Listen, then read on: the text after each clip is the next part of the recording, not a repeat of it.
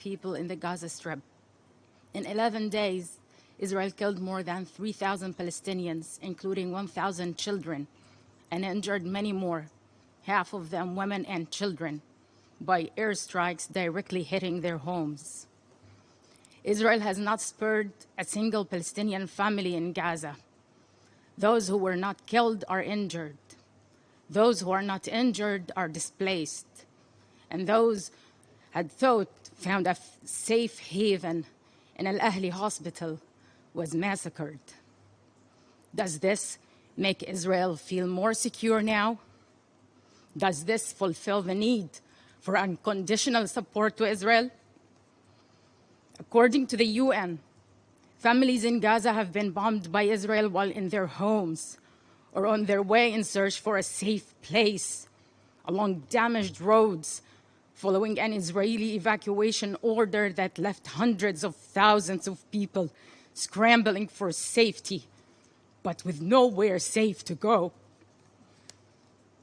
Israel resorted to unlawful collective punishment as a method of war, intentionally cutting fuel, water, and electricity of Gaza, and blocking the entry of humanitarian aid.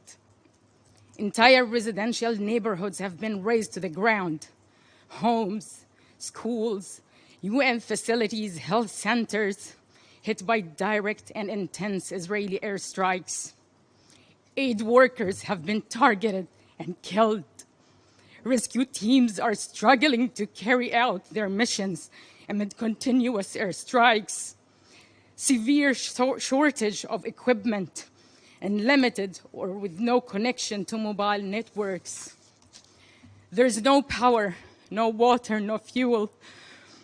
Food supplies are running dangerously low.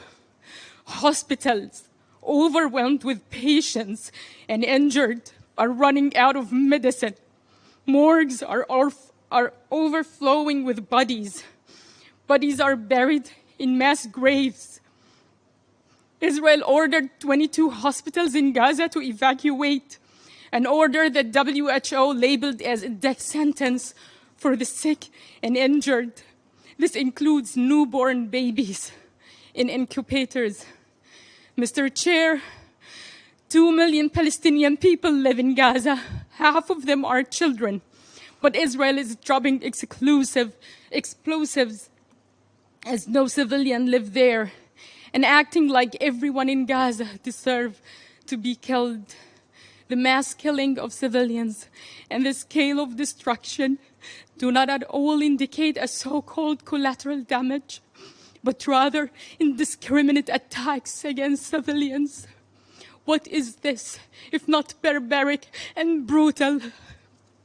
Whitewashing Israel crimes in advance by proclaiming that Israel is not responsible for the killing of Palestinian civilians is inhumane and irresponsible, and it undermines the most fundamental rules of our international law-based order.